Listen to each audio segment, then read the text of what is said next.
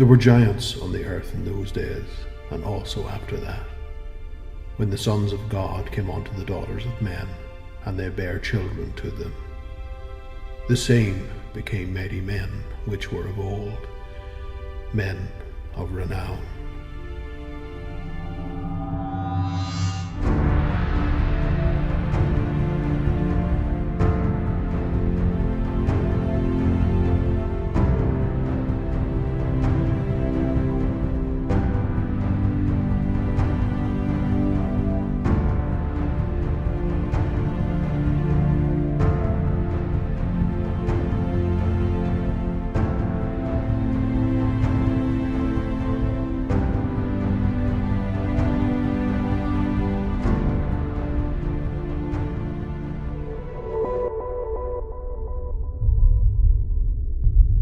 Fee, fi, fo, fum, I smell the blood of an Englishman.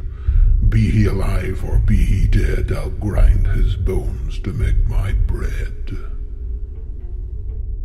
These are the words that lingered in our dreams following the bedtime fairy tale of Jack and the Beanstalk. But the words have come a long way since first being written, and Jack is no longer required reading material for the technologically driven youth of today. However, the question I asked my parents was, if in fact giants were real. But the question was never fully answered all those years ago.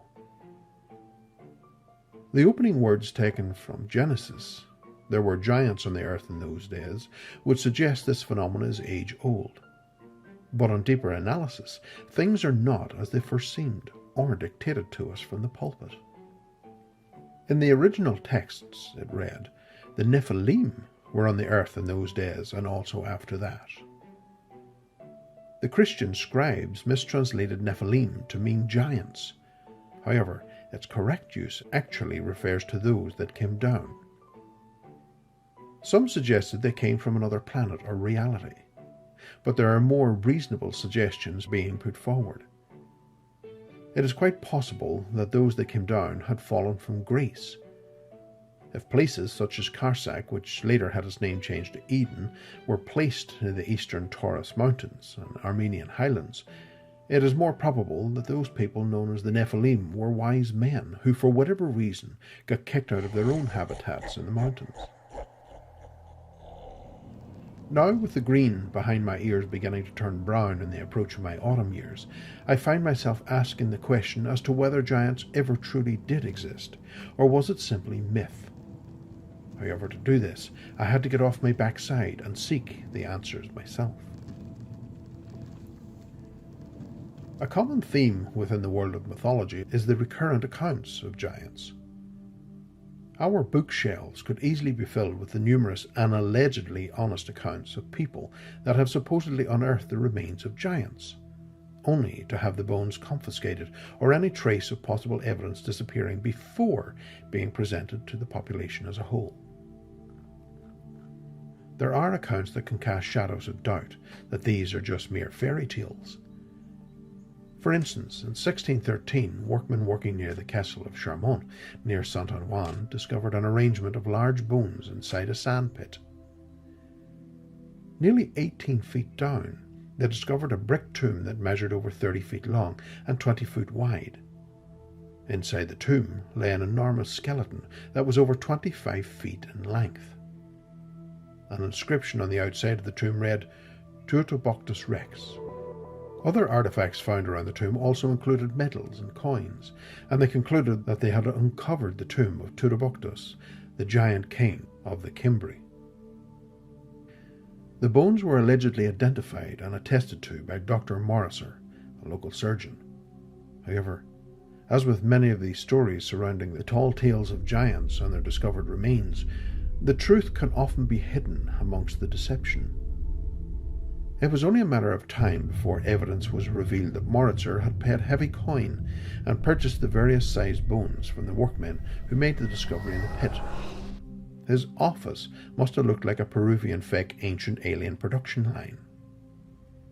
It seems, as the story unfolded, Morriser had fabricated the surrounding details of the find himself, and finally, when the bones were pieced together, the workmen had actually uncovered the remains of a prehistoric mastodon. But are we to believe that all the stories of giants are equally as far-fetched? It would seem not. Interlaced among the sleight of hand and outright deceit, there are a growing number of accounts that could actually support the possibility that there were beings much taller than us, that once upon a time roamed this fine green earth with us, side by side. At least that's how the stories that were brought back by various sailors to us here in the West would have us believe. Accounts of giants from Patagonia all the way to the Solomon Islands in the Pacific speak of people of extreme stature, but all have conflicting sizes, ranging from over 6 foot to 10 foot in height. This, it seems, included both males and females. One such instance is given to us by Douglas Coit in 1766. He was one of the captains of the Bougainville that sailed through the Magellan Strait between Argentina and Chile. One of his officers measured the least tall of 6 natives who came to the shore to meet them. The native measured 1/4 of an inch less than 6 feet, but it was also noted that the others were considerably taller. My own personal opinion is that these accounts, although intriguing, are simply just that, as they lack any supporting evidence or proof. But the deeper we descend into the rabbit hole, the more enticing the promise of proof resounds. Within the borders of the United States, lists the length of your arm of giant bone discoveries are recorded, yet for the most part they have fallen to the west side. Many of these early accounts are brought to us by would-be archaeologists and stem around finds mostly inside the Native American burial mounds. One such account from the 12th Annual Report of the Bureau of Ethnology makes claim of the body that was discovered inside one of the Etowah Mounds. Stone A, a stone silpuka, 25 feet wide by 8 feet long and 2 feet deep, was formed by placing stitite slabs on edge at the sides and ends, and the others across the top. The bottom consisted simply of earth hardened by fire. It contained the remains of a single skeleton lying on its back, with the head facing east. The frame was heavy and 7 foot long. Another reported set of remains were uncovered in the mound and recorded in the History of Kentucky by Lewis Collins. This time in Kentucky, the in-depth report is careful to list the grave in detail. It reads, "From a mound on the farm of Edwin Burroughs, near Franklin, were exhumed in May 1841, at the depth of over 12 feet, several human skeletons. One of extraordinary dimensions was found between what appeared to have been 2 logs covered with a wooden slab. Many of the bones were interred. The under-jaw bone was large enough to fit over the jaw, flesh and all, of any common man of the present day. The thigh bones were 6 inches longer than those of any man in Simpson County. Teeth, arms, ribs and all gave evidence of the giant of a former race." With such numerous encounters of these types of remains, I found it amazing that they were simply falling through the cracks of history and disappearing. In regard to the American giants, it seems a group of men who refused to accept such claims, and I suspect proof of possible giants, began their campaign to revise history from 1851. It was initially started by E.G. Squire, but decades later, Gerald Folk attempted to discredit even the work of his fellow researchers in the Bureau of Ethnology. The real wizard behind the curtain, though, came in the form of Alice Hittiger, curator of anthropology of the Smithsonian in 1903. Both within his scholarly work and public events, he made a point of claiming that all the reports of 8-foot giants are exaggerations. I can't help but wonder, did he mean the actual size of these remains were exaggerated, or the fact that these large remains being discovered was exaggeration? It soon became clear that this phenomenon of giants was global. The wonderfully bountiful fields of legend and myth were bursting with such tales, but, just like the accounts previously mentioned, they lacked any such proof to substantiate such beliefs. It wasn't until I brought my attention back to my own island of Ireland that the prospect of proof began to raise its bony hand. Ireland has a rich history of giants, both in its mythology and evidence of hard skeletal remains, and to find it I was going to have to travel the length and breadth of the country on the search for any hope of verification. Or was it all going to be just a tall tale? The poem delivered by the giant from Jack and the Beanstalk, beginning with Fee, Fi, Fo, Fum, may actually have origins in the old Gaelic language, indicating at least a belief in giants which stems back hundreds, if not thousands of years. The verse has gone under some changes as expected over the years, but Charles Mackay proposes in his book The Gaelic Etymology of the Languages of Western Europe that this unusual opening phrase is the phrase of ancient Gaelic, which translates from Fee, Fi, Fo, Fum into behold food, good to eat, sufficient for my hunger. Hunger or not, I had a hunt on my hands. My first search brought me north to a sleepy island off the coast of County Donegal.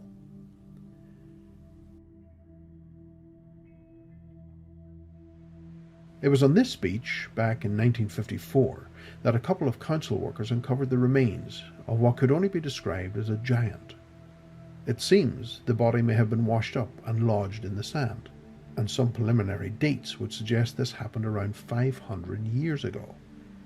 The remains were also found with a number of coins and other artifacts which subsequently vanished. It was estimated that the remains uncovered from the 8-inch deep sand grave measured 7 foot 8 inches, and a quick inspection by a local dentist confirmed he was probably in his late teens or early 20s at the time of his demise. However, a new mystery has risen from the grave surrounding the remains. It seems he was interred in the local island cemetery called Kilbride. However, when they opened the unmarked grave and removed the remains for inspection in 2018, they discovered remains of a different body, which measured 6 foot in length. Not only was it the wrong body, but this unfortunate cadaver was also missing its skull. It seems the remains may have been laid to rest in another location within the cemetery walls, and further hopes to find the bones with the intention of recovering DNA samples for analysis is ongoing. Travelling south this time to County Cork promised a little more on the lines of solid proof. It seems they reached one of the historical figures that went by the name of Patrick Cotter O'Brien. Patrick was born on the 19th of January 1760 and lived in a cottage near the shore. Starting his working life as a bricklayer, he kept himself to himself. His unusual size of 8 foot 1 inch saw him restricting his movements and averting the public eye for a time, only walking in circles in a small walled garden at the rear of the cottage. At over 8 foot, we're already challenging the claims of Alice Heatherwick, the former curator of anthropology for the Smithsonian. If you consider an average man of 5 foot 10 inches who requires 2,500 calories a day, Patrick would have raided the cupboards on a daily basis, requiring a calorie count of approximately 6,600. These daily demands would have been financially unsustainable for his mother in the 1700s. By the age of 18, Patrick soon found fame and fortune when he joined the circus and travelled to England. Regrettably, however, he eventually succumbed to numerous complications with the medical condition known as gigantism, and sadly Patrick died on the 8th of September 1806 at the young age of 46. By his wishes, he was buried under 12 foot of rock and requested that his body was not to be used for any scientific or medical research, just requesting to finally rest in peace. However, this was not to be. In 1972, against his last wishes, Patrick's remains were exhumed and examined. He was finally reinterred, but his arm was kept for further medical analysis and is currently being preserved at the Medical Museum of the Royal College of Surgeons in London, in the UK. Driving across the country to the western shores of Lough Neagh in County Tyrone, there does seem to be a higher number of accounts of taller people having lived here. One of those historical characters was Charles Byrne, born in 1761 in an area of Littlebridge at Drumlin, which is approximately 8 miles west of Lough Neagh. Charles, upon seeking fame and fortune, moved to London in 1782 at the age of 21. In his short time in London, he met George III, amongst other famous figures, but sadly, due to his quickly deteriorating health, it was indicated that he turned to alcohol, some suggested for the relief of the pain he was suffering. He died a year later in 1783. Sadly, however, it was more likely that Charles was suffering from diabetes. The water in London in the 18th century was not safe to drink, as the River Thames was both the source of the city's drinking water and a repository of the discharge, so instead his huge thirst was quenched by drinking ale and gin, buckets of the stuff, as was common in those days. Following Burns' death, his body was stolen and sold to John Hunter, one of London's surgeons. The remains of Charles Burn was never sent home. Instead, the story of his short life is captured with the display of his huge skeletal frame in London at the Hunterian Museum. There is no doubt cast at the existence of giants in our past, as his massive frame of a phenomenal 7 foot 8 inches stands visible for all to see. Sadly, the museum is currently closed until 2021, but photographic evidence does exist showing his remains on the display, clearly lifting the subject matter directly from myth and into reality. It is quite possible that the assets of taller skeletal frames were being utilized by the King of Prussia, King Frederick Wilhelm I, 1688 to 1740. His giant army would have come across as quite a wall, psychologically speaking. These giants were known as the Potsdam Giants, and it would suggest the phenomena was a lot more recurrent than today, as the king hired a lot of tall individuals from Ireland for his regiment. However, they more than likely would never have seen battle, and were possibly more a showpiece for the king, a regiment of intimidating-looking giants that would have been too weak for battle. The energy expelled would have been tremendous, and the pains in the joints and muscles debilitating. It would seem the lifespan of these tall individuals did not extend to the same length as a regular human of average height. Understanding now that these people were real and no longer a figment of folklore and myth, there had to be something medically that would help me understand the phenomena in greater detail. Some clues in the reports would whisper of common factors, and it has been suggested could possibly originate from a defective gland in the skull. The pituitary gland, also known as the hypophysis, is a small gland the size of a pea, weighing only half a gram. Situated at the base of the human brain, and often referred to as the master gland, it is of the utmost importance to the function of the human body. Any malfunctions or abnormalities of this industrious and vital gland can have serious effect and lead to dire consequences for the body it inhabits. The main function of this contentious little instrument is to secrete the necessary hormones into our bloodstream that help our system function properly. One of the many fundamental secretions produced by the pituitary gland is a growth hormone-releasing agent, somatotropin. Gigantism, or acromegaly, is a rare disorder that causes abnormal growth, most notable in terms of height. It is caused by overproduction in the pituitary gland of the growth hormone somatotropin.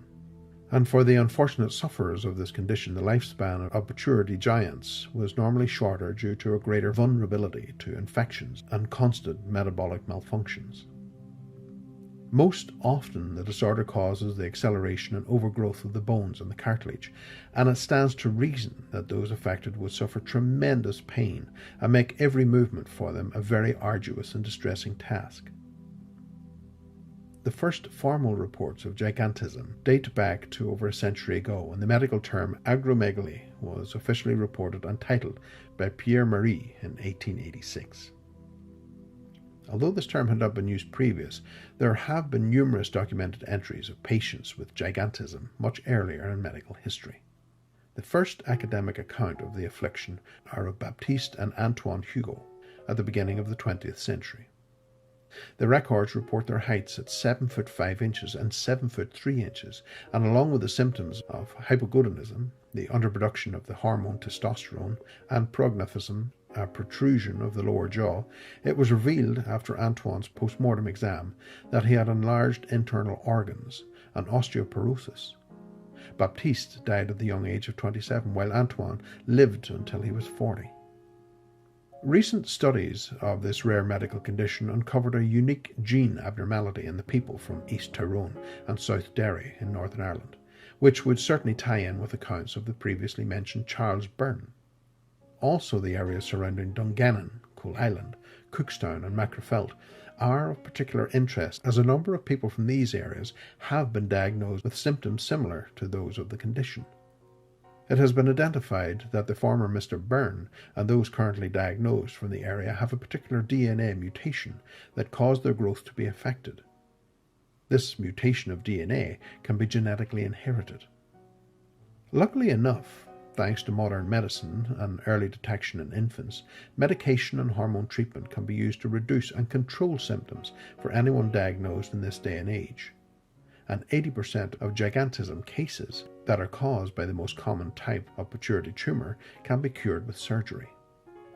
This is a very good prognosis for sufferers who will certainly ensure a longer lifespan for present and future sufferers of this disease, but I am compelled to feel compassion and pity for those poor souls of the past that were inflicted, for the accounted and unaccounted misfortunates that suffered and died from the disease at the peak of their youth, long before this world was ready to let them go.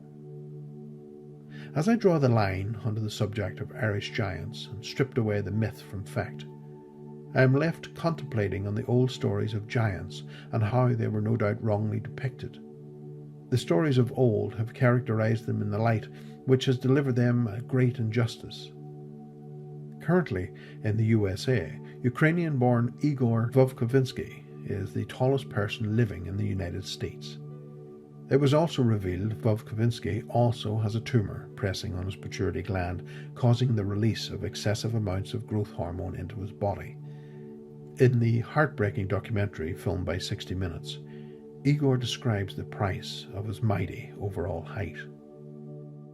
Sometimes I have pain that's so severe, in my head I have a picture of a truck keeps running over my leg, sometimes 3-4 hours at a time. It's hard to breathe, I see black spots, my heart starts hurting. There have been weeks where I basically don't get off the couch.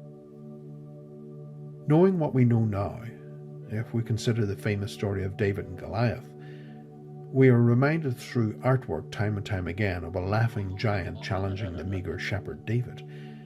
But if we are to re-evaluate the story using the facts, Goliath may have been nothing more than a token of the army's might. A young man, most likely between 18 and 24, frightened, wearing ill-fitting armour, if at all, and suffering pain, physical weakness, and tunnel vision. The true story behind the giants is a real and heartbreaking drama which is still happening today. The effects of acromegaly show without a shadow of a doubt the height and disfigurement which afflict these individuals. So to my original question, did giants exist? Then the answer is a definitive yes. Do they still exist today? Absolutely. Were there 9 feet, 10 feet, or even 15-foot tall giants? These accounts should be categorically left in myth. But then again, when did the truth ever get in the way of a good story?